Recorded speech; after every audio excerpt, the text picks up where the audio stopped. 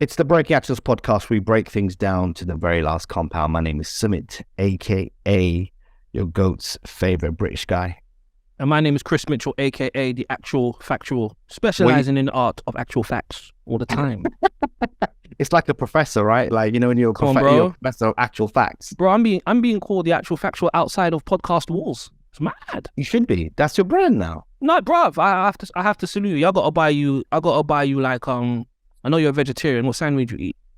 What sandwich? Cheese, onion, that? Cheese, onion. Yeah. I'm gonna have to hold a cheese and onion sandwich for you and say thanks, bro. Just a sandwich. It's a branding thing, bro. Yeah, is that all you eat? Like the sandwich is cheese and onion?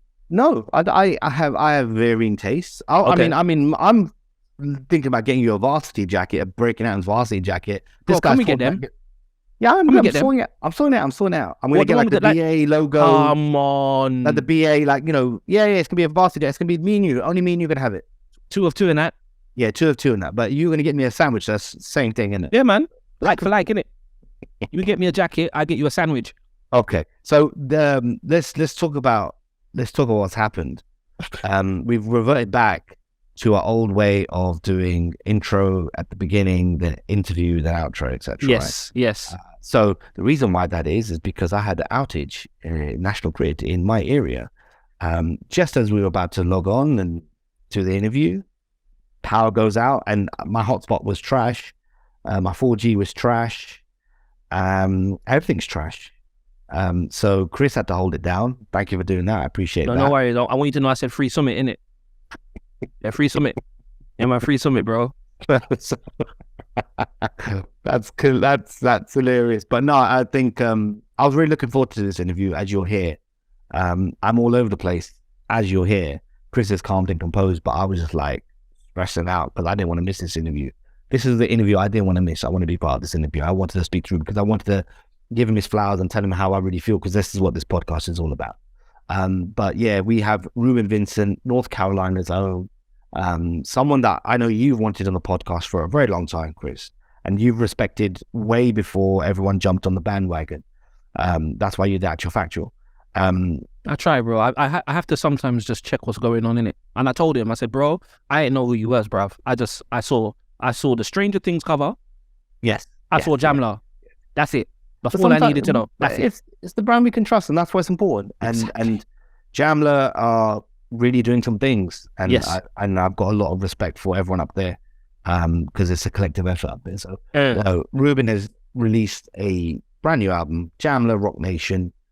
Love is War. I really like the album. Everyone can have their own opinion, but I really like the album, and I think it will serve him in real good stead in his career, and people will come back to it and refer back to it and realize that while they may have not lauded it in the same way as you and I would, I think they'll come back to it and say, actually, yeah, we were wrong. And I'll stand on that. I will stand in 5-10 years. People come back to this album when they hear Reuben's vision, his prophecy, his truth through the next few albums. I think they'll come back to this and go, oh, I get it now. Yeah. Sometimes artists are, especially when they're coached by the best in the game, I think there's a larger, strategy at play. Yeah. And I think that's part of it. So people will come back and go, oh, I missed that. Yeah, sometimes you have to let the food season and sit in it. Yeah. You know when you make a steak, innit? Sometimes the worst thing to do is eat the steak as soon as you cook it. You have to let it set. You've got to let it set. Bro, I'm from a black household, fam. I don't know all it. Bro, it was my wife who taught me about letting the food set. I'm like, what do you mean set? You have to let the food set. That's right. I never know about the food. Bro, when it come out the oven, you eat it. Is that what you, okay. That's how I was raised, bro. No, that's okay. There's not a wrong thing. Like with us, it's wrong, bro. You gotta let it set. Now you let it set, and it's the same with music. Sometimes you just gotta let it set. And dal as well. It's the same with dal as well. Like if you got lentils, you gotta let it set. You can't just cook it and eat it. You've gotta let it set so that the spices marinate, the seasoning marinates together. But there we go. I strongly feel that. So I appreciate Reuben for his time. I appreciate you. No worries, bro. I'm sure this is a great interview. I missed like all of it. So don't say that. Well done to Sumit. My clock says 1 hour. Okay. You want me to wrap it up? You give me Oscar music. No, I'm saying you could have missed all of it. It says 1 hour. So what have we been doing in it? Take time. This is true. This is Reuben Vincent, Breaking Actors podcast. Check it out. Congratulations on releasing such a well-rounded, cohesive project. You've been out for a few years now, but I really feel as a listener, I'm starting to find out who Reuben Vincent really is, just starting to peel back those layers. Right. As an artist, I know the album making process can sometimes be convoluted, or, you know, you might be working on a song and you're thinking, okay, this is setting the tone for the album. But can you tell me what starting the album was like for you? Was it like, I'm starting an album today, or was it more so, oh, we've got a number of songs? Can you explain that process for me? For me, this project, you know, it wasn't necessarily, oh, this is the album name, this is the concept, this is how we gonna do it. I think for me, I was living life. And as I was living life, the songs was being made. And then we got to a point where I was like, man, I'm ready to put a project out. And, you know, I had these batch of songs where I didn't know necessarily where they were going to go, what they were going to be about. I didn't really know the title, but I knew that they all had a cohesive message. And, you know, I had to really sit down with myself and be like, what am I talking about? Or what am I going through in these last couple of years? The first song that actually I recorded was Butterfly Doors. Butterfly Doors was the first song I recorded, and that was the beginning of COVID. You know, when everybody was on lockdown, I had bought like a mic at my crib. I set it up in my room. I hit Crisis up and I was like, yo, send me some beats. And Crisis sent me that beat and I just freestyled that. So that was like the first song I did. And then from that was like 2020. So from 2020 to 2022 was me working on this project, just making records, living life. And, you know, the things that I was seeing, you know, come and translated to records. And then one day I was like, man, I got the title, Love is War. And then it went from there. Oh, shout out to Crisis. We had him on the podcast too, and love that guy. Love Shout that out guy. to Let's be Butterfly Doors it's got one of, that's the first song on the album, right? Sir, yes, sir. Dude, as a writer, I gotta salute you for some of those lines on that song. I think what I love about you and some other artists is that you're able to create quotables that aren't necessarily in your face punchlines. They're subtle, but they're sneaky. The line where you said, I dozed off watching Martin, it was all a dream. I was like, yes. Yes. Yeah. The way you were able to pull the two Martins together in a way that made sense, I thought was dope. Yes, sir. Yes, sir. That's what I'm all about, man. I grew up on, you know, the Jay-Z's of the world, the Kendrick Lamars of the world, you know, the Andre 3000 of the world, where you had to kind of listen to their records a couple times to catch what they say. So, you know, anytime I'm writing, I just try to make sure I put, you know, those little gems in there that you might not just get off gate, but when you listen back, you know, I love getting them calls from people where they like, yo, man, I was listening to the song again today, and I was like, man, I just caught that line you said at such and such time. Like that gets a rise out of me. So I'm glad you noticed that. Yeah, dope. One of the things that me and Sumit been talking about behind the scenes is not just the maturity in subject matter, but just in your voice. You know, the delivery, I listen to it and I'm like, it sounds so intentional. Like, it reminds me almost like, you know, when you listen to Ready to Die, you know, Biggie's voice, high pitched and paranoid. And then when Life After Death came around, way more controlled, a lot deeper. And I feel like I get the same impression from you. Like, talk about the development in your voice. Was it a conscious thing in terms of how you deliver your lyrics going forward? For me, it was just maturity, honestly. I feel like, you know, people met me fairly early and met me where I was still, you know, working on, I was a diamond in the rough around my edges, still trying to figure out who I was as a person, what I wanted to talk about. Somebody just rang the doorbell. I don't know who that is, but they Do you want to answer? No, it's all good. It's probably Okay. a package. Yeah. So, but you know, for me, you know, that was one thing that I realized definitely in this project is my voice changed, but I think it's just with growth. And, you know, even for people like when I go out, like even yesterday I was in Atlanta and I was like, I was like, how old you think I am? And it was like 26. And I was like, they was like, what? They was, and when I told them I was 22, they was like, what? And it's because, you know, I've lived so much in that span of time, and music grows you, especially when you're always working. And I'm around a lot of older people, you know what I mean? Especially even growing up, like when I was a kid, I always was hanging out with my cousins who was like 15, 16 when I was like 8 years old. So I feel like, you know, it just rubbed off on me and it just reflects into my voice and, you know, how I carry myself and stuff like that. Yeah. You know?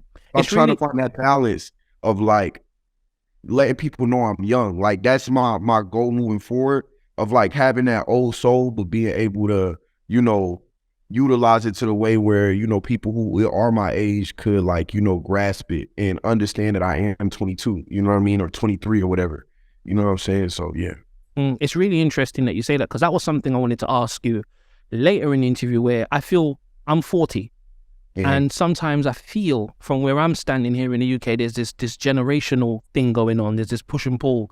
You got the young heads and then there's the old heads. And then when I listen to you, I feel like you kind of bridge that gap in a sense. Yeah, you're young and you have a youthful perspective, but there's a bit of experience. And I just wanted to find, is it from hanging around with Ninth, or, you know, I just wanted to get your opinion on it. Like, what do you do to balance that in the sense of, yeah, I want to maintain my youth and I enjoy my youth, but I also have the experience around me. Like, is that something that you tap into regularly? Definitely. You know, I think the reason why I carry such a, you know, necessarily an old soul, or what people say are wisdom, is because of the wisdom that my mother gave me, the wisdom that, you know, people like Knife gave me, my OGs always gave me. But, you know, I do have a young side, and, you know, it shows sometimes, and it shows here and there, but I feel like musically, you know, I came up on a lot of things that was way older than, you know what I mean? And nothing's wrong with that. You know what I'm saying? I feel like, you know, there was a lot of records that I've heard from the 70s, the 80s, the 90s. And, you know, I just know great music and I wanted to study the greats. So even when you talk about Ready to Die, like, I was 13 studying Ready to Die because I was like, I want to be great like that. And to even that point, Biggie made Ready to Die when he was like 21. So it's like, it's not off that I'm making music like that. It just seems so fine because we live in a time where, you know, a lot of artists are not necessarily putting a lot of substance in their music. But if you go back to the 90s, all the people that was making substance was my age. It just looks like it's alienated now in 2023. You know what I mean? So, you know, for me, you know, my goal is to, you know, kind of marry the both. And that's what I've been trying to do. And, you know, I still feel like I got more work to do on that. But, you know, I think the goal for me is to be a longevity artist and have a long-term career. So I want people to have a timestamp of what I was thinking about when I was 16, what I was thinking about when I was 19, 22 now, and then so on and so on. But it shouldn't be nothing wrong. And that's what I want to show young people, is nothing wrong to have a certain type of substance, or, you know, have a certain type of depth to you at a young age. Like, that's okay. And, you know, I battle it because I'm the old man in my friend group.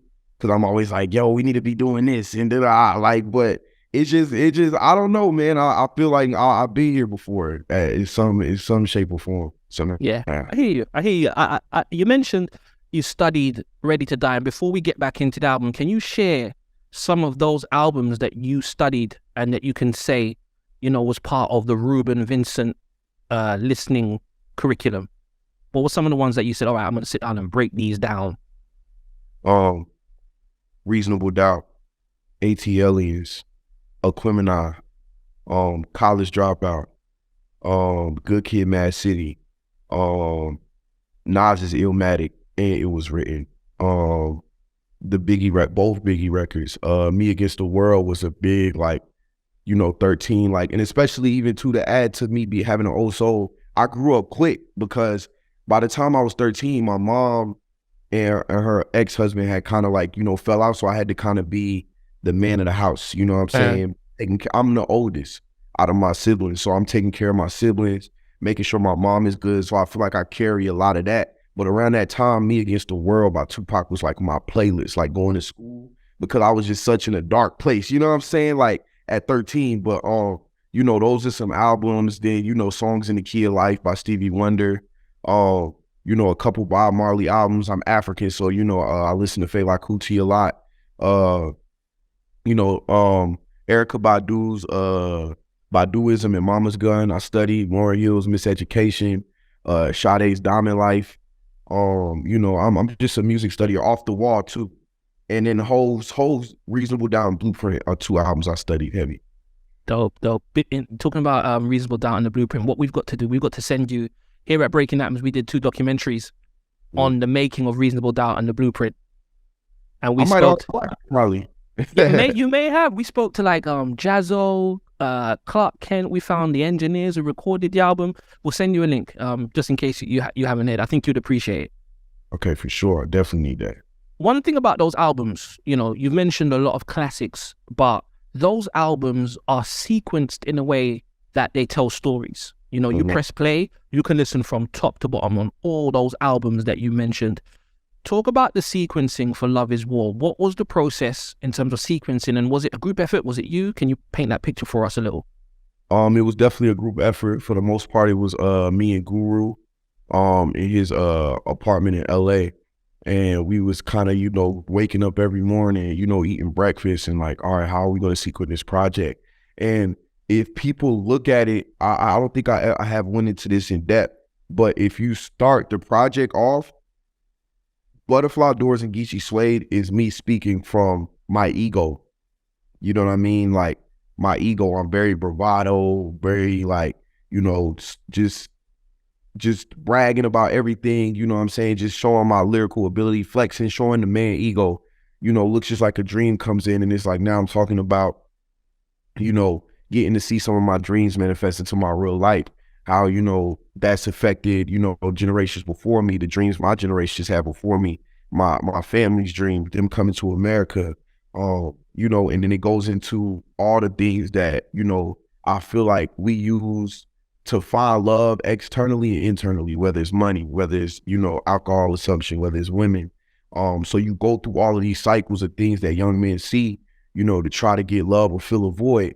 And then at the end, I come to this point of realization where it's like self-love. That's why even on Levi G's, I say I got a new vendetta, because it's like now I'm finding this new war where the war that I was looking for was the battle between the war that I was having was the battle between myself.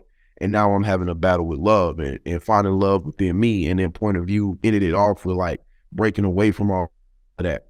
So that was me kind of trying to tell that story, that sequence of where I started when I first started working on the project and where it ended off, you know, and like, you know, me going through the motions of being 20 and 19 and feeling like I have it all figured out, and me just realizing, man, I'm just in my ego war. I got stuff I got to battle through, you know what I mean? And then breaking all of those down in songs and then getting to the end of the record where I'm like, I got to shine through that. So that was kind of like set the sequence of the project up to tell that story of who I am as Reuben. Dope. Were there any songs left over? Yes, definitely. There was a record. There was a few records that, there was one record that Knife produced that sampled India RE called the Brown Skin record that she had. And it was fire. It just didn't make the cut. I had many records, man. I had so many records. I had so many like, you know, detours and like just different things that couldn't make it. There was one record that we was trying to put on there, like, and I wholeheartedly believe that if this record would have made the project up, and we might still pull it out, but it was me like tapping into like my African side, and it was a very Afro beat production beat. But we couldn't get the sample clear.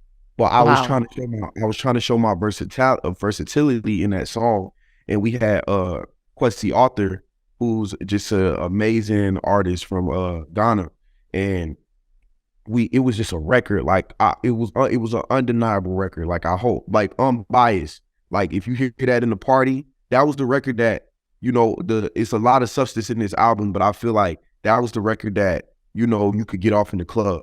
And it still has a message to it, but it makes you dance. But we just couldn't get the sample clear.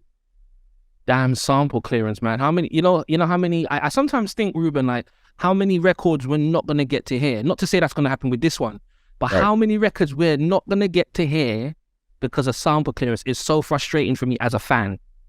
Man, I got so many in the vault that I know that it's going to be a hard time pulling to get those samples cleared. Shout out to Janet Jackson though, because she cleared Time Flies for us, and that was really solid with her. So, you know, shout out to her, man. I got a confession to make, Reuben. What's up? I've got a song with that same sample on my next project. For real? Yeah. Oh man, Great Monster Light, bro. Bro, when I heard it, I was like, okay, the universe is talking. And right. You know, shout out to Janet Jackson, because like, you know, Janet Jackson is Janet Jackson. You know, she don't clear samples for everybody. Right. Facts. That's a fact. She don't. I was scared. I was like, man, because we had already didn't get the other one cleared that I'm talking about. So I was like, man, if I get this, if the Janet Jackson one don't get cleared, I'm gonna be messed up, because that's too like that song that didn't get cleared and Time Flies, I think are very two powerful songs in the project.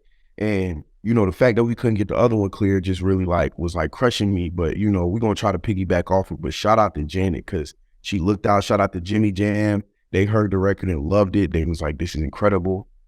So yeah, man, that was really dope. Dope. So, you know, throughout this album, you know, you've got these many moods of Reuben where you're teaching us about yourself and you're opening up.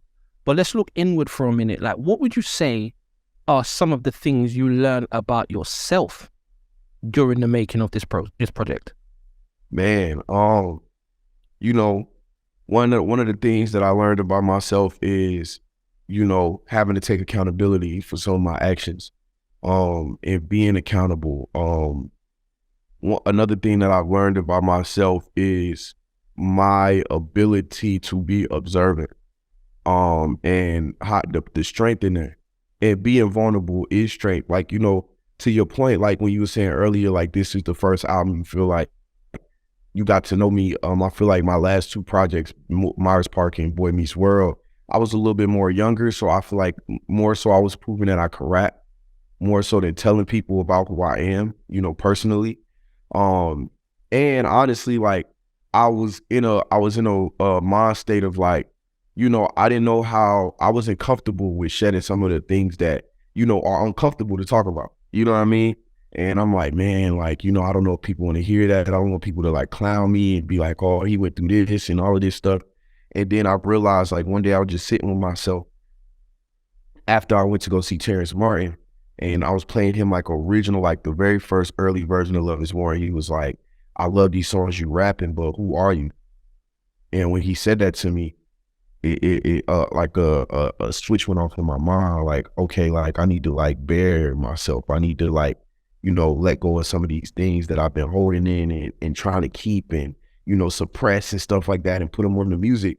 So, you know, just definitely being vulnerable, you know, and observing. I feel like a lot of these songs too come from my observations of things that I've seen in my life, seen in my family's life, seen in, you know, people around me, and you know how that can help. And I also learned that, you know, it's okay to not know everything. You know what I'm saying? It's okay to be in the unknown, because in the unknown that's where you learn the best. It's okay to not know everything, because in the unknown is where you learn things the best. Dope. All right. That needs to be on a t-shirt. In fact, it needs to be on a t-shirt. We'll talk about that. You touched on Myers Park. That was my introduction to you. And I'm going to be honest, Reuben, I had no idea who you were. I saw Jamla and I saw the Stranger Things cover. I said, let me get this, right? Because I'm a fan of just labels. Like, if Jamla say, listen to it, I'll listen to it, right? And that project really blew me. I actually remember where I was. I was going for a health checkup when I was listening to the album randomly. I was going to get my weight checked, my blood test and all that. And I remember listening to that project and I'm like, this is a really dope project. Like, it came out of nowhere. Like, it felt like that, right? So yeah. I would ask you, when you look back at Myers Park, you look back at Boy Meets World, right? What would you say are some of those little lessons you took from those albums and put into Love Is War? So, for example, for someone like me, you know, when I was working on my album, I said, all right, this album, my intonation wasn't that great. I'm going to work on that for the next album. What was it like for you in terms of the little bits you took and poured into this project? You know, being accountant of your own shit. Not saying I wasn't for the last two projects, but I feel like this one I was the most hands-on, and I was the most like, man, this is what I have to talk about. And this is, you know, I was really intentional with this one. Another thing I learned is relatability and being relatable. I've learned in my years of, you know, working with Knife and being around Jamla is, you know, I come from a tree of, you know, making sure that you always bars, lyricism, you know what I'm saying? And sometimes it's okay to sacrifice the craziest lines and metaphors and similes for being relatable and making a song that people can be like, yo, I can resonate with that. You know, this is, I think, you know, in the last records, I was trying to figure that out. And this one is where I figured it out, even with Bottle Service, where people tell me like, yo, I went through that same thing. You know what I'm saying? Or other songs on the project. So for me, that's one thing, definitely, you know, how I reflect my voice. My voice was way higher on the last two projects. but it's also because of, you know, puberty and me growing up and all of that stuff. But, you know, I think maturity was big for me on this one. I feel like, you know, because of my age for a long time, I felt like I wasn't getting, not saying I wasn't getting the credit I deserved, but I felt like, you know, people didn't understand all the way because I was so young. And I feel like this project was like me trying to like stamp that, like, you know, I'm not just no kid who can rap. You know what I'm saying? I'm an artist. And, you know, focusing on the artistry and letting people know who I am was big key for me. So those are things that. Dope. You mentioned that you're 22. And there's a parallel here. I discovered Ninth Wonder's music when I was 21, 22. When I discovered the listening. And Ninth Wonder soundtracked my early childhood. Christmas went by and I pulled out some of those old instrumentals, and it took me back to being in my bedroom listening to Ninth Wonder beats on the forum. It was like time. It was a time machine, bro. It was mad. And I know Ninth Wonder obviously has been so instrumental in your career. And I'd love to know, because he wrote a tweet and he said, he's 22. He's young, but this has been a 9-year process that you're looking at. When you look at those 9 years, what would you say are some of those milestones where you realized, oh, this is big, this is important here, this is a turning point for me? What were some of those for you? The first big one for me was I was 16. I was 16 when Mars Park came out. I was working a 9-to-5 because, you know, at home it wasn't the best situation. So, you know, to make sure I was looking presentable at school and stuff like that, I was like, let me get a job. You know, mom's taking care of the bills. I'm not trying to put no more stress on her. I'm gonna take care of my clothes and all my school stuff. So that's why I started working a job. But I had quit my job. And because I remember I was trying to go to Knife for spring break, because Knife was like, this was the time Knife was like trying to sign me for real. And I told my manager, I was working at Chick-fil-A, and it was like, nah, we're not giving you spring break off. So I quit. I walked out that night. Then I started working another job, and Myers Parquet came out. And at the time, me being 16, I'm thinking that, like, you know, having messing with Knife, like I'm just gonna get paid like right there. So I'm thinking like, you know, oh yeah, everything about to happen as soon as I quit my job. The project gonna come out, we good. Not realizing I had to get another job right after that. So then, you know, something happened with that job. I ended up quitting, but I was sitting in my room and I was like, man, like, you know, becoming an up and coming artist is hard. Like, you know, I understand the money that goes behind it, how much you gotta invest. And then I went on Instagram and I was like, dang, like, you know, am I rushing the process because I'm a kid, I'm still in high school, like maybe I just need to go to school, work, and figure it out later. I went on Instagram, Swiss Beach started following me. So that was big. That was a big milestone. Then the year after that, I met Kendrick Lamar. He knew who I was. I'm a big Kendrick Lamar fan.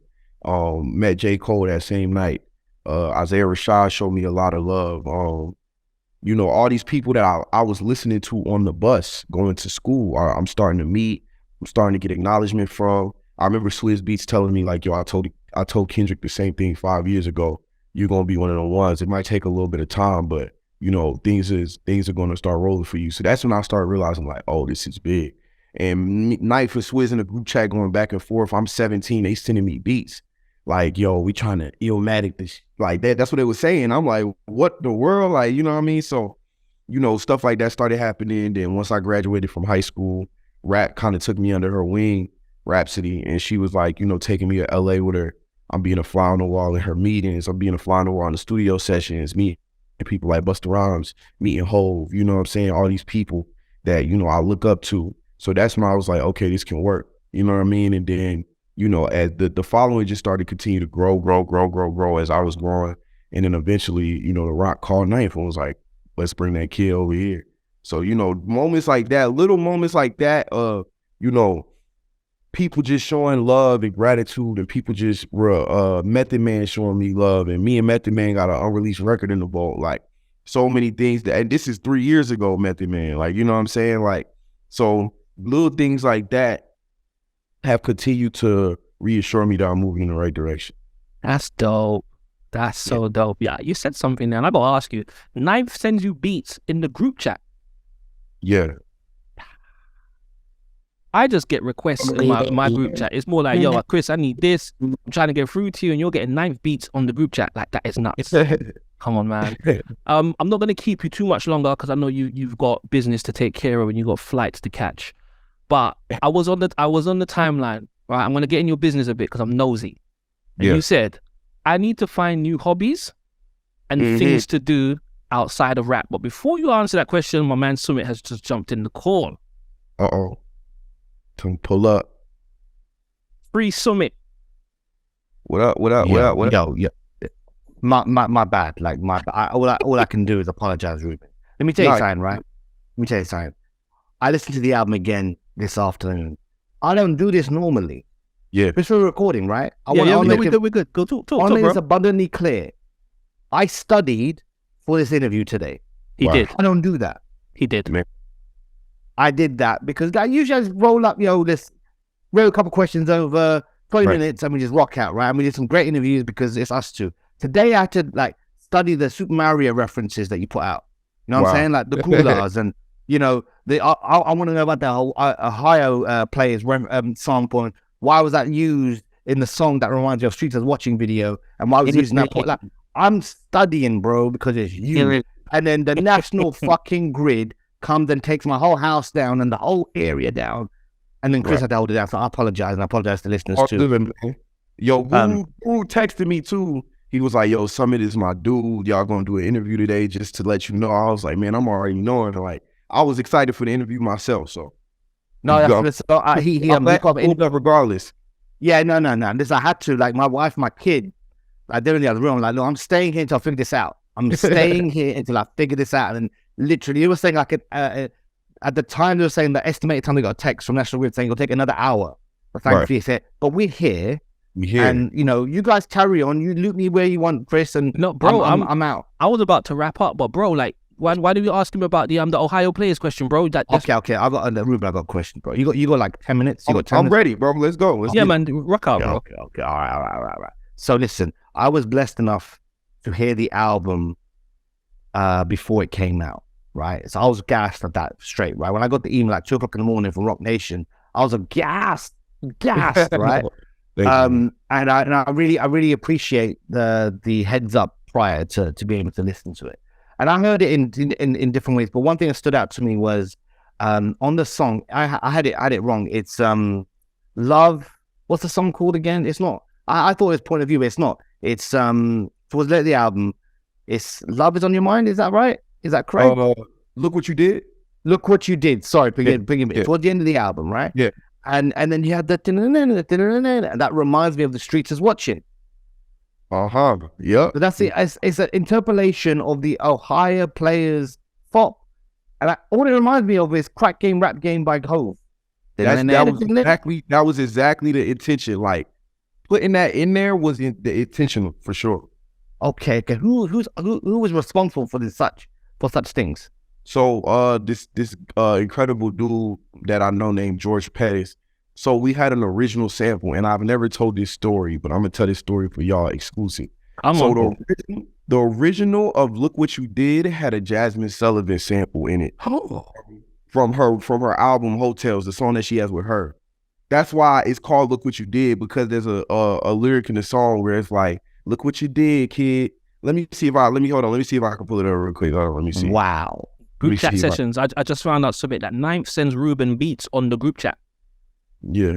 I can't rap. Why am I not on the group chat? I just bought vinyl from just now. I just bought his vinyl just now, literally just now, like about an hour ago. What he just dropped, right? Yeah, Tutankhamun's Valley of the Kings. I literally, because Chris, let me tell you something, Reuben. Right? Chris here, right? Actual factual. This guy, when it comes to 9th, when it comes to Soul Council, this guy's tapped in more than I could ever be. He's the actual factual in this shit. He puts me onto stuff like that. We love soundtrack. We do. We love the whole soul. Soundtrack is my, like, I don't know what sorcery he is doing currently, but he's a magician. He's snapping. But no, feel free, if you can get it out, good. If not, don't worry about it. Oh no, it's right. So this is the original name. I don't know if y'all can read it, but it said Hotels Flip. That was the original name of the song. And was a direction. You look with them. So we couldn't get the sample cleared. Oh, damn it. So I hit my boy Cash, who produced the beat, hit up George Pettis and was like, yo, we need to get this whole thing replayed. And one thing he did, because he knew I had just signed to The Rock, was he interpolated that Streets is watching the in the beginning and the end. And I hit him and I was like, yo, that's a crazy knocker. That's actually one of my favorite. Like that whole project of, I know a lot of people sleep on In My Lifetime Volume 1, but that's one of my favorite J albums because it has Streets is Watching, Imaginary Players. What's the other one? Where I'm From. You know what I'm saying? Rap Game, Crack Game, A Million and One Questions. Like it has records on there. I know people talk about the Babyface record or whatever, but that's one song. You know what I'm saying? It's like 2-3 songs max on there that I probably skip. But that album is incredible to me. So when he did that, I was like, yo, that was crazy, because I remember being a kid and going on YouTube at like 13 and watching The Streets is Watching DVD and like seeing the whole thing and like always just being fascinated with the Where I'm From video and how rugged and raw it was.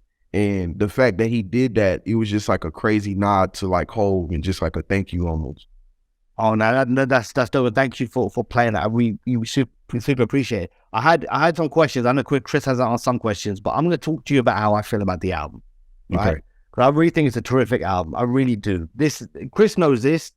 Guru knows this. Like I really feel it's a terrific album. I think it's a solid effort. What I said to Guru was, I talk in football terms, like, you know, like you guys talk basketball terms, I talk in soccer terms, right? Yeah. Like you're like Gabriel Martinelli. He's like he's an emerging Brazilian footballer at Arsenal, killing it right now. Right. He spins around everyone, and you just know he's gonna be world class. It's like Gavi at Barcelona. You just know they're destined for greatness, and that's how I feel about you. That's how I feel about you personally. I think this album is a representation of that. I think your presence on a record there's something happened. Like you've changed your cadences, and I could feel it when you did this freestyle before the album came out. I could hear you up against everyone else, and I was purely listening for the presence, like an actor, right? We talked about how Al Pacino was trashed recently to Denzel Washington, right? But your presence on the record it's amazing, and credit to everyone at Jamla, but that's important because you're owning that record. You're part of the music at that point. So I love that, and I love that throughout the album. Let's talk about some things, right? You did some double entendres. Like I love February 13th. But today, and that's for obvious reasons, but today, Bottle Service is my record today. Right? Because I love the way Reason becomes a personification of the alcohol. Like I love the idea around it. I'm listening to it, I'm just going, yo, shit. But on February 13th, there's a couple of things. As a 22-year-old man, I'm 38, and I'm thinking, how are you able to paint these pictures? It's real to me. When you talked about ego bruised, I let you put a dent in my armor. That's two double entendre there. There's armor in your armor, and there's armor as in love. Exactly. And then you're like, we listen, bro. I'm telling you. He's like, find my empathy. I feel like this is my karma. I pray these toxic traits don't like feed into my daughter. And I'm like, yo, that's exactly what I'm going through right now. I have a 2.5-year-old. Yeah. And every day is a battle of going, yo, those toxic traits from family, ancestors, from the world. And you're 22 years old and you're saying this shit. And I just think like that's amazing. I think like Rhapsody is amazing. I think the compliment on the record with her, I mean, her Mary J line is great. I just love that. But what I love is also her ending with the Kendrick link, the damn and it's so like the thing I love about this album is there's songs being made. Right. And I think that's important right now. You can rabbity rap. That's no problem. But how are you making songs that in 5-10 years you can just groove to? Like, could you change the sequence of the album and it still flows? Yes. Because when I heard it, I didn't hear it in sequence. I heard Bottle Services first. I heard it in different areas. I was like, it still bangs. Right. It's still and I like that. The Isley Brothers reference, the walking the footsteps and the between the sheets. I think the Hove line you say on Point of View is so layered as well. Because there was that thing about, they couldn't put the thing on me, try to put the devil on me. Yeah. Like, and then you're talking about the J's and people telling you sell your soul. Like, used to trade. Listen. Now they say I'm selling my soul. Y'all get a kick out of that. I'll be kicking with hope. The one that got me again on February 13th is when I think it's after the Neo bar. You said like, I'm so sick like Neo. It's like Love and Division. You say her eyes look away. You can't hide it. Swear the shit ain't been since be divided. Yeah, and you know how real that is. Ladies and gentlemen, we talk about relationships. Right. When you have a fight, when you have an ongoing disagreement with your partner, sometimes in that moment, that love, that thing you have with them disappears. You can't look them in the same. You can't look at because you're divided now. You're not communicating. Right. When you're not on the same page as communication, that's important. When they say cliche, communication is the key. Cool, but like this is, and I just thought, oh my lord, have mercy. And I know I'll come in, bum rush the show like Public Enemy and just like probably messed up the whole energy. But no, bro, go off, man. This is why I love this album. Like I love this album because if you really listen to what you're saying, like the Vanessa in my bed and she's still like Mr. Cooper. I'm like, bro, yeah. When he said that, yeah. Because Mr. Cooper was a fire show, you know. Vanessa, are you mad? What's her name? Holly Pete. Are you mad? Yep. It was nice, you know. Man. I was a fan. You took it back with the Gulas. Like it's you know, there's a representation of you here. Yeah, which I think is important. I think, you know, I'm nobody in this game, but what I've seen is there's always a intense pressure on someone when, you know, you look at who's behind you, the names, right? They think they instantly have an expectation. But what people need to do is go in and listen to this as music. And when you hear the musicality, when you hear, like, what I love about this album, I haven't spoken to Guru about this, but what I love about the album is like, there's bits where like the bass in kicked in, and it comes out. I can't remember what song it is, but like it's flowing with your voice. Right. Like if you want a lesson in sound design and how to make rhythm move and how to make you feel move, listen to this album. I mean, let's not forget that Tony Dorsey fucking mastered the album too. I mean, come on, there's some credible names. Legend. Come on, bro. He just mentioned before you got on, like, he was listening to the album with Terrace Martin, bro. Imagine having Terrace Martin just listen to the album. Listen. Come on, man. Listen, Terrace Martin. If you have not talked about Terrace Martin, if you can, very quickly. Go ahead, bro. Talk about, like, you went from East Side Sunset to Love Is War. Yeah. Talk about the influence of Terrace Martin in that and reworking Love Is War in that respect. So the night that Terrace Martin heard the record was crazy because I haven't even went in full detail of that night. So we pull up to Terrace Martin's house. The first person walking out is Corrupt. He was just in there with Terrace. And he was like, what's up, man? Guru, he dapped Guru up. Guru's like, this is my young bull. He's like, freestyle for me right now. So I freestyle for 2 minutes. He's like, yeah, that's crazy. He walked in, it's Terrace Martin and Robert Glasper sitting in there. And they're like, all right, play us some of the music. So I'm playing the music. And then Terrence was like, I love these records. He was like, you rapping? He was like, but who are you? And it was an ego check for me because I had walked in there. I just seen Corrupt. I freestyle for him. I was like, man, I got this game in the bag. Like, I'm here. Like, you know what I'm saying? And he was like, who are you? And, you know, when Eastside Sunset, the title of that was like, you know, the song, a lot of the album at first was made in the summertime. The sun was about to go down. We were trying to put it out in the fall for a little bit. And I'm from the east side of Charlotte. So I was calling it the Eastside Sunset, telling that story like that, which I think is still an incredible title. Whatever I do with that later on, it will be fire. But Love Is War made more sense with what I was going through. And when Terrence said, who are you? I think I went home and I started to, like, you know, internalize all the things I've been dealing with in the past 2 years.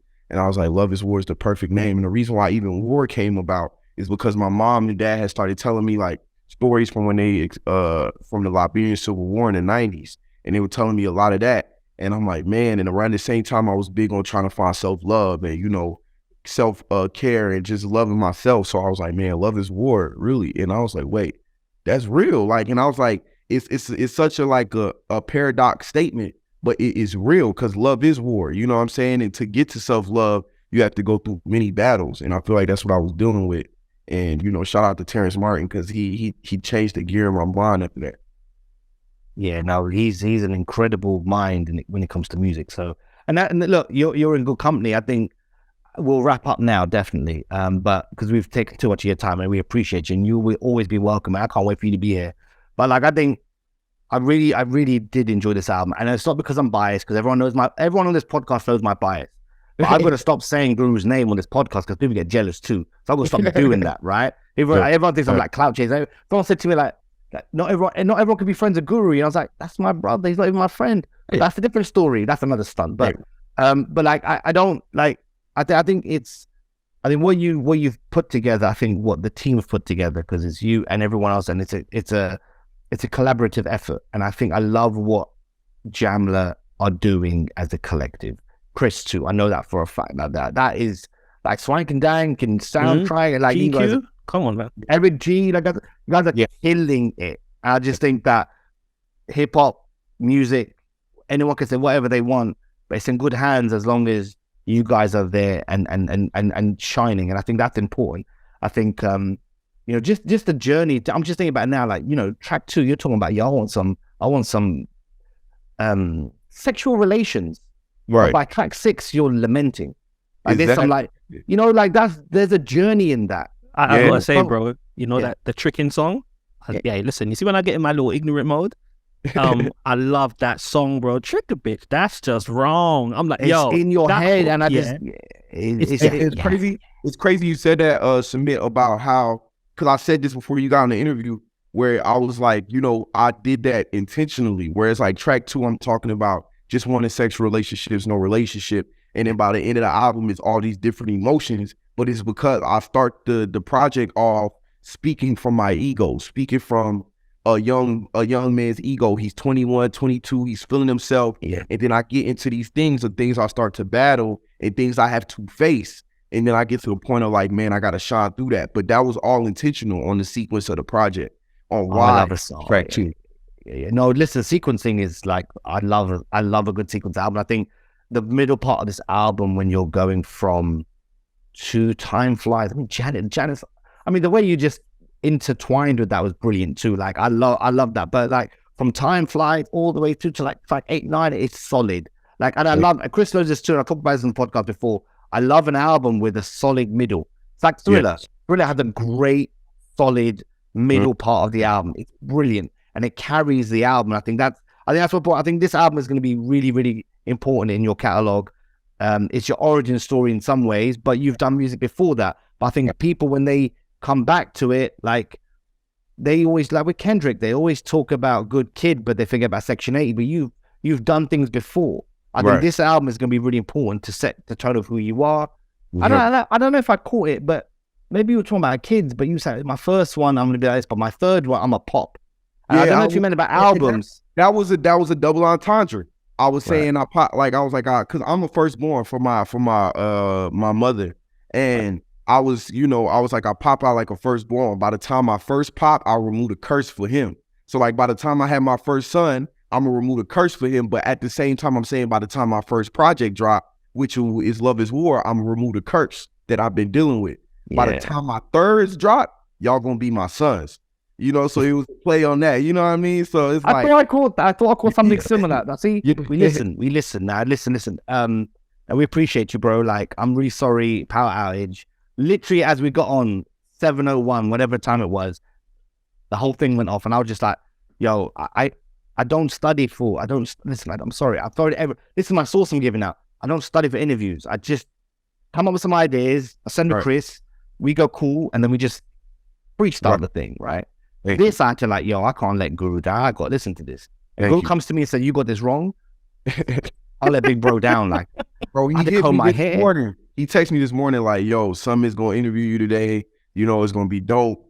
He's like, he knows what he's talking about. I was like, man, I've been ready for this interview. So I was already mindset. I combed my hair, Reuben. I combed my hair, bro. I combed it. Also, to add to the last song, I don't know if a lot of people know that, but I produced that record. Yes, point of view, you did. Hold on. He did. This like, because he's a look. If you look at the credits, because we read liner notes, and I want the physicals, bro. Like, I need the credits for this. I need to know who produced what. So if you look, he's produced Point of View, but I also talked to it as well. But he's also a recording engineer on some of the songs as well. Yes, and that's important. That's why he's in bed. Where you get all this information from, bro? For me, Yeah, because I want line on those, bro. Reuben, I You need talking line to on. me? I thought you talked to Ruben. I get information. Look, I pay attention. I know Ruben's talked about it before about Point of View being his album. He put on his stories recently. Oh, like okay. how he was playing it and Guru was like, what was that? So I knew about that record. But Tidal, bro. Tidal. Yeah, right. Reuben, Tidal was your friend. A few weeks ago, I tweeted you about credits for Boy Meets World and you sent them to me, so salute for that. Yeah, no doubt, bro. You Yeah, listen, I need credits, man. Listen. No, we do. We read it. Like this is what I do. I read the credits.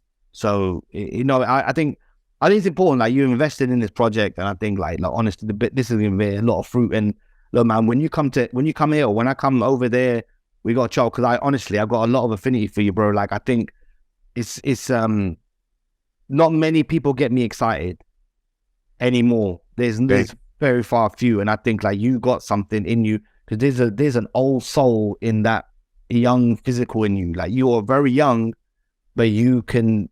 I don't know. It's something about how you can put things together or absorb information, and the way in which you put it out. There's a skill in that, and to do it at your age, shit. I didn't know 2 + 2 when I was at your age. You're different level. So.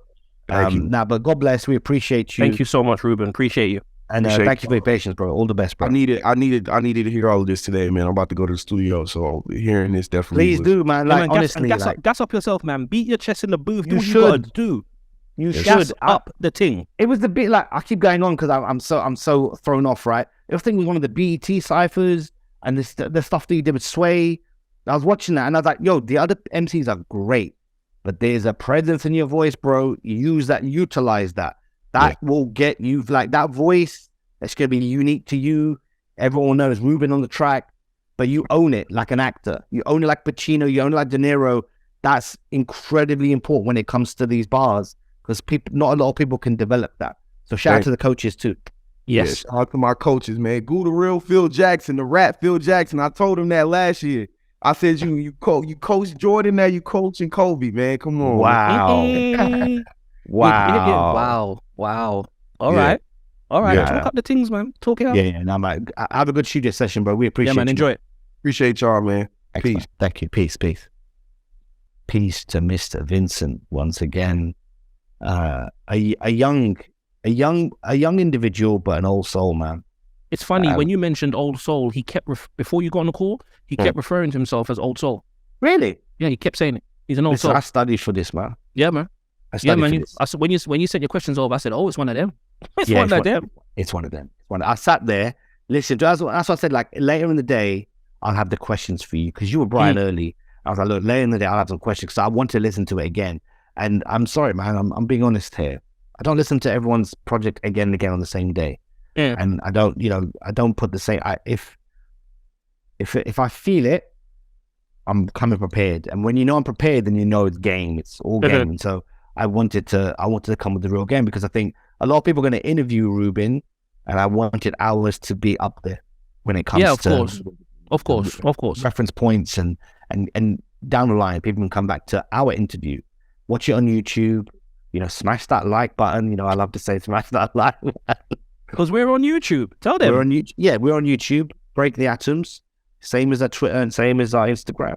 But some other idiot out there owns Breaking Atoms and they're not using it, but go ahead. That's okay. That's all right. That's not okay, bro. People know how to search. It's okay. But I wanted this. Because I feel strongly about Guy and my biased reasons as such. But that's what it is. Like, if my peoples rock, I rock with my peoples. That's just who I am. So yeah.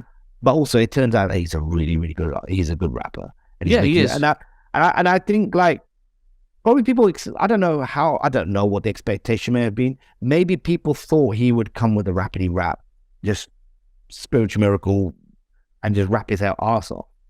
But I'm kind of glad he came with this kind of themed project of Love is War, and I'm gonna show you how I can make music. And that's interesting. That's interesting you say that, because I had a feeling he would have come with. I don't know. I think. Maybe I'm wrong. But I understand why you're saying that, because he said at the beginning, he said, you listen to it, it's a lot of rap. But I think I know what Jamla's on, bro. Yeah, you can see it. Yeah, them man are out here making projects, bro. They're making projects. They're making music. Swank and King Draft, the GQ, them man make projects, bro. Yeah. And you talk about being a brand new contrast. I know when I buy a Jamla thing, it's a project. Yeah. It's a full meal, innit? It's the chicken and the coleslaw. I mean, we've seen it with Rhapsody too. Of course. We've seen the same. You've seen it work. You've seen it work, and I think that's important. I think what they're teaching the artists at Jamla is how to make music because they care about the culture. Mm-hmm. This is not disposable rap. This isn't disposable hip hop. This is something to go, how do we set standards? What we're trying to do here, we're trying to do it for the culture, right? We're trying to give back. We're trying to provide reference points. They're doing the exact same thing, but they're doing it at a higher level. And they've got the right people doing it. And I think that's why I want Jamla to succeed as much as I wanted to succeed. And they're succeeding. But I wanted to be top of the top. And they're gonna continue to sign artists they just signed Mussolini. Congrats to him too. Yes, and I like that because he's very different to everyone else on the label. Very different. But him in Crisis, I still need to get the album. They have a very good chemistry. The album he did with Ninth as well. There's a song on there called Miami Vice. Yeah. One of my favorite songs from last year. Yeah. Shout out to bro. I'm still a Ninth Wonder junkie, you know. Yeah, I know. Well, look, produced by Ninth Wonder. Are you mad? Well, listen, when we get Ninth Wonder on the podcast, I'm going to say hello, introduce it, and just sit back and watch you do the thing. I don't need to interview Ninth Wonder. Like, I love Ninth Wonder, and I can explain to him why I have great affinity to him. But in terms of an interview, I'm simply going to sit back and just let you run. Same with Hove. I would suspect if we ever got a Hove interview, just you introduce a thing and just let me run. I've got questions for him still. Oh, sorry. I've got questions for him, brother. Let me do the lyric breakdown of All I Need in it. Please, man. Please, bro. Please, I beg you in it. I beg you in it. No. All right. Okay, fine. All I Need, bro. I love that song. Still listen to it, bro. All right, it's a good song, isn't it? It's a good song. It come out yesterday, bro. It gasses me, man. Yeah, it does. But no, peace to Reuben, peace to Matt, peace to Guru. Thank you so much, guys. Appreciate you. Yeah, we appreciate you. As always, you can follow us at Break the Atoms on Twitter and Instagram. Chris's handle is at I'm Kinetic. You can follow me on Instagram at Hip Hop Chronicle. Kind of done with Twitter at the moment, man. I keep active. I deactivated and then reactivated it because I thought I know it's tag this me. week. Yeah, I know it's this week. I couldn't tag you. I said, Yeah, but I reactivated it because I thought, just have it up there. I can't stand that. Bro, listen, protect your mental health, protect your space. Whatever it is you need to do, I respect it. Come back to it later or don't come back, bro. You're always here, man. It don't matter. Yeah. I'm here in the physical, innit? Bro, come on, man. Sometimes you gotta be like Dr. Claw, innit? People don't need to see you, but you're making moves. Exactly. You see, I got the Ninth Wonder God stepson in the background. Right, I found it. Oh, yeah. It's a bright day as well. So just you know what? When I come in, because I can't find my copy. When I come you want a copy of that? I want to copy it there. I'm bringing my CD copy drive. There? You can take I'm bringing that my copy, CD drive. Bro. No. That's you can yours, take bro. the copy. Alright, safe. Send it. You can take the copy. Come here, take the copy. I'm cool with that, bro. I can't find. I have the deluxe. I can't find it. I don't mind. I don't mind gifting music. Like that's okay. Yeah, I'm gonna take that. I'm gonna take that. Take it. Safe. But Thank you. I need a copy from Ninth though, innit? I need a copy from that. Did you order that? No. That's mine. That's my personal collection. Oh yeah, I'm gonna hold that. Sorry. Yeah, that's fine. I want to shout out my new rabbit. What? I got a rabbit. Me and Roxy got a rabbit, bro. Yeah, man. The rabbit's name is Shiloh, bro. Shiloh and that. Shout out to Shiloh, the new rabbit, bringing peace to the yard. Yeah, man. We got pets, bro. Okay, my wife had rabbits. Oh, had or has? Had, because we don't live with us. So it's not a rest in peace thing. One of them's a rest in peace thing. Alright, man. Pour out some liquor for what was the rabbit's name? Sorry, and that Marshmallow was the man. Yeah, peace to Marshmallow, innit? Yeah, I'm sorry about that. Moment my wife doesn't listen because it might make her upset. Yeah, still sorry, innit? Sorry, innit? But no, that's yeah, man. We got a rabbit, bro. She likes. Charlotte's good name. She likes Dilla. She likes Rare Groove. Just eats mad hay, bro. Yeah. Vegetarian in that. Hay. Pardon? Vegetarian in that. Hey, yeah. I'll send you a picture, bro. Shout out to Shiloh. That's wonderful, man. I put her name in a verse already. Oh, I forgot. I got a verse, bro. I'm gonna send you. No, bruv. I wrote a verse, bro. Okay. I have to send it to you. It's my greatest feature ever, bro. Okay. I'm all here for it. Thank you. I might have another power outage while you send it, but that's so it's all right. It's all right, innit? Pay your bills, though, innit? I paid my bills. The whole area went. Nah, pay your bills, bro. Listen, you can Google this. This is Googleable. Pay your bills, bro. You must pay your bills, man. Stop asking for extra time. Sorry. We've longed this out. Everyone's probably gone like, sorry, guys. We don't speak often, innit? Yeah, we don't. Sorry in that. But you can still. I'm really glad, by the way, we're on YouTube. Just to let you know, we are. Yes, I'm very glad we're there. I'm glad we're on YouTube, so you can follow us there. You can watch the interviews there. You can see what we call butti. That's what we say in Punjabi is face, bro. You can see my butti. You get me? Do you know what? You know what a rabbit is in Punjabi? What is it? Hindi, khargosh. Say that again. Khargosh. Khargosh. Khargosh. Why is my wife like admin in the background, bro? I don't know, man. It's like echo in it, surround sound. No, take time, Roxy, in it. Take time. All right. Well, ladies and gentlemen, that's Mrs. Mitchell in the background telling me how to speak Hindi in it. Like you learn something new every day and that. Respect man. It. Say that again. Khargosh. I'm gonna learn that and come back to you. Thank you, man. Thank you. But no, I'm happy you got a pet. That's wicked, man. Yeah, man. Take care of it, man. They're fun. They jump around. They're fast. They're fun, bro. Bro, I had to flinch one time. She jumped. I said, "Ooh."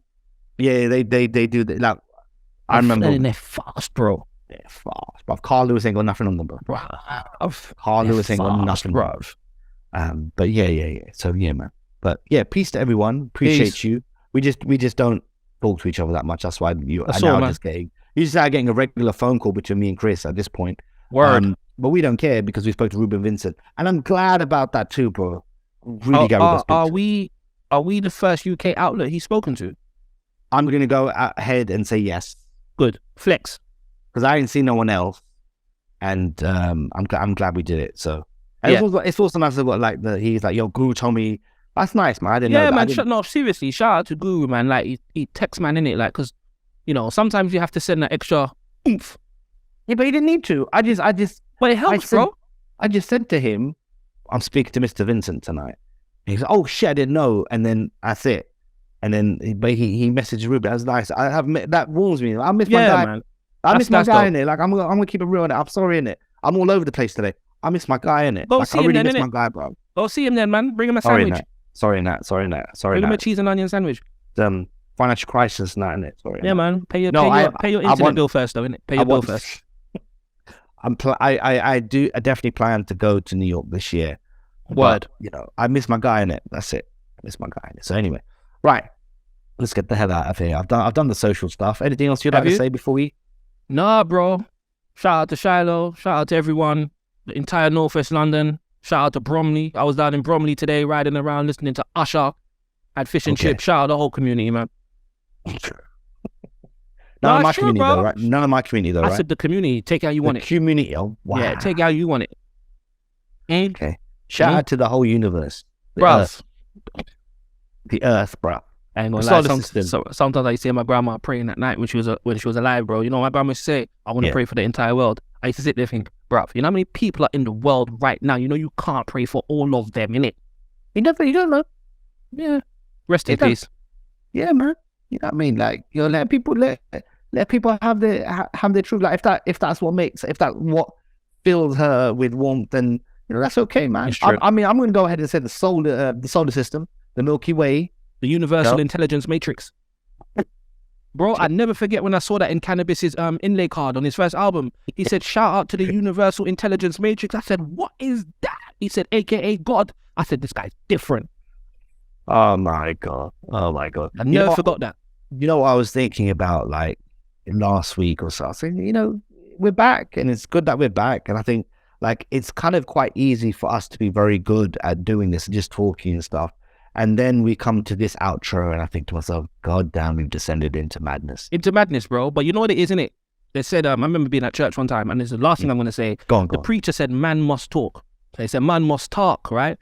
Sometimes as men, we don't get this space to really talk like that. This is true. It's not necessarily, no one's stopping us from talking. It's just sometimes when man them link up and want to talk, and build, like, shout out to Johnny, our mutual friend Johnny. Yeah. I saw him yesterday. We sat down, we ate food, we talked like men. Shout out to him. Yeah, that's my guy. That's not bad. It's because we don't see each other often, you see. So it was like, we got to connect, and it's like, we missed each other, man. Shout out to Johnny, man. That's my guy. Shout out to Johnny. You got a daughter as well, bro. Yeah, it's a thing, bro. It's a thing. Yeah, it's a daughter's thing, innit? It's a daughter's thing, innit? Kids in nursery now. It's a thing, Yeah, bro. yeah. You man are broke pocket for the next 4 years, bro. Good luck to you. That's why you can't pay your internet bill, but nursery fees, innit? It's them nursery fees. It's why I had the power outage. It's actually bro. Nursery fees. It was the local council and the nursery going, you ain't paid for this month. Yeah. Reuben who? Yeah, we're taking your electricity. That man, they turn off the button and say, Reuben what? Yeah, I need a free Sumit t-shirt, by the way, now. Yeah, man, free Sumit, bro. All right, we are out. Peace. Peace.